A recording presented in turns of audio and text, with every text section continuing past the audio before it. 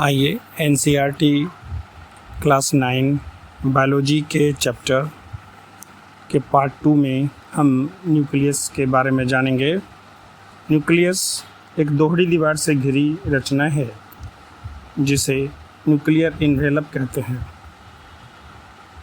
यह double wall membrane से घिरा है और इसमें जगह जगह छिद्र या पोर होते हैं जिससे पदार्थों का आवागमन ट्रांसफ़र न्यूक्लियस से साइटोप्लाज्म में होता है और साइटोप्लाज्म से न्यूक्लियस में होता है, मतलब दोनों ओर आना जाना होता रहता है। न्यूक्लियस में क्रोमोसोम पाया जाता है जो सेल डिवीजन के समय छड़ के समान दिखता है। रॉड शेप में विजिबल होता है जब सेल का डिवीजन होता है, तभी, इससे पहले नहीं। क्रोमोसोम डीएनए और प्रोटीन का बना होता है जो पेरेंट्स के कैरेक्टर को नेक्स्ट जनरेशन में ले जाता है।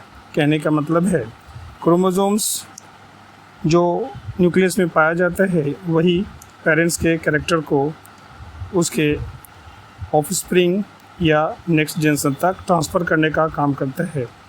डीएनए मॉलिक्यूल में वे सारी सूचनाएं होती है जो सेल को ऑर्गेनाइज एवं कंस्ट्रक्शन करती है। कहने का मतलब ये जाता है कि डीएनए में कोडिंग फॉर्म में सब कुछ पाया जाता है जो पेरेंट्स के कैरेक्टर को अगले जनरेशन या ऑफस्प्रिंग तक पहुंचाता है। डीएनए के फंक्शनल सेगमेंट को हम जीन कहते हैं। सेल में डीएनए क्रोमोसोम्स के रूप में धागे के समान दिखता है। जब सेल डिवीजन के लिए तैयार होता है तो क्रोमेटिन क्रोमोसोम्स में बदल जाता है। सेल के विभाजन में न्यूक्लियस की खास भूमिका होती है जिसमें एक सेल विभाजित होकर दो नए सेल बनाते हैं जो बढ़कर केमिकल एक्टिविटी द्वारा मैच्योर होते हैं और मैच्योर सेल बन जाते हैं। बैक्टीरिया में न्यूक्लियर मेम्ब्रेन नहीं पाया जाता है, ट्रू न्यूक्लियस भी नहीं होता है और इस तरह कहें तो न्यूक्लियस पुअरली डेवलप होता है। न्यूक्लियर मटेरियल साइटोप्लाज्म में बिखरे रहते हैं जिसे न्यूक्लियोइड नाम दिया गया है। न्यूक्लियर मेम्ब्रेन नहीं होने के कारण इसे प्रोकैरियोटिक सेल भी कहते हैं। प्रोकैरियोटिक सेल में मेम्ब्रेन बाउंड ऑर्गेनेल्स नहीं पाए जाते हैं। बैक्टीरिया में प्लास्टिड भी नहीं पाया जाता है किंतु क्लोरोफिल बैग लाइक स्ट्रक्चर से के समान पाया जाता है जो न्यूक्लियर मेम्ब्रेन से जुड़ा रहता है। इसमें न्यूक्लियर मेम्ब्रेन और सेल ऑर्गेनेल्स भी नहीं पाए जाते हैं, लेकिन ऐसे सेल जिसमें ट्रू न्यूक्लियस, न्यूक्लियर मेम्ब्रेन और सेल ऑर्गेनेल्स पाए जाते हैं उसे हम यूकैरियोटिक सेल कहते हैं। तो इस तरह हम जान गए कि सेल दो प्रकार के होते हैं, प्रोकैरियोटिक और यूकैरियोटिक। आइए अब हम साइटोप्लाज्म के बारे में जानेंगे। और जब हम प्याज के टेम्पोररी माउंट या ह्यूमन चिक सेल को देखते हैं तो सेल मेम्ब्रेन के भीतर का जो क्षेत्र है, जो रीजन है, वो हल्का स्टेन लेता है, यानी पूरी तरह कलर नहीं होता है। इसे ही हम साइटोप्लाज्म कहते हैं। सेल मेम्ब्रेन के भीतर फ्लूइड जेली जैसा गाढ़ा सा साइटोप्लाज्म पाया जाता है जिसमें अनेक ऑर्गेनेल्स पाए जाते हैं। इनमें से प्रत्येक ऑर्गेनेल्स का खास फंक्शन होता है, स्पेसिफिक फंक्शन होता है। सेल ऑर्गन मेम्ब्रेन बाउंड होते हैं, यानी ये दो मेम्ब्रेन से घिरे होते हैं, कोई एक मेम्ब्रेन से घिरे होते हैं। यूकैरियोटिक सेल में सेल मेम्ब्रेन और सेल ऑर्गेनेल्स दोनों पाए जाते हैं। मेम्ब्रेन के महत्व को हम वायरसेस के एग्जाम्पल से समझ सकते हैं।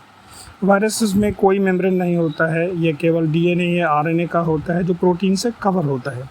इसमें जीवन के कोई खास लक्षण नहीं होते हैं। अब आप कहेंगे तो ये क्या जीवित हैं? नहीं, इसे जीवित या निर्जीव नहीं कह सकते हैं, तो इसे लिविंग और नॉन लिविंग के मिड लाइन पर रखा जाता है, बीच में रखा जाता है।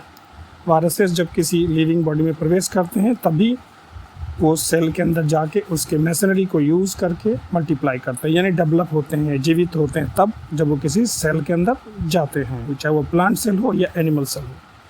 आइए अब हम सेल ऑर्गेनेल के बारे में जानेंगे। प्रत्येक सेल के चारों ओर एक मेम्ब्रेन होता है जो उसके भीतर के पदार्थ को बाहरी वातावरण से अलग करता है।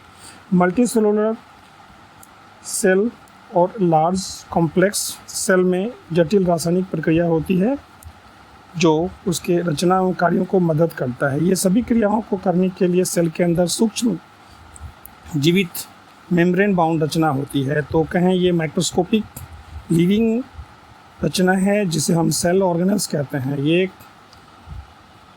फीचर है जो यूकैरियोटिक का है जो इसे प्रोकैरियोटिक से अलग करता है। ये सारी सूक्ष्म रचनाएं केवल इलेक्ट्रॉन माइक्रोस्कोप से ही देखी जा सकती है। इसमें हम लोग न्यूक्लियस के बारे में आगे पढ़ चुके हैं। अब हम लोग कुछ महत्वपूर्ण सेल ऑर्गन के बारे में जानेंगे, जैसे endoplasmic reticulum, Golgi apparatus, lysosomes, mitochondria और प्लास्टिड। ये सभी काफ़ी महत्वपूर्ण है क्योंकि ये सभी सेल के लिए महत्वपूर्ण कार्य करते हैं और सेल को जीवित रखने में मदद करते हैं। अगले टॉपिक में हम अलग अलग एक सेल ऑर्गन के बारे में जानेंगे।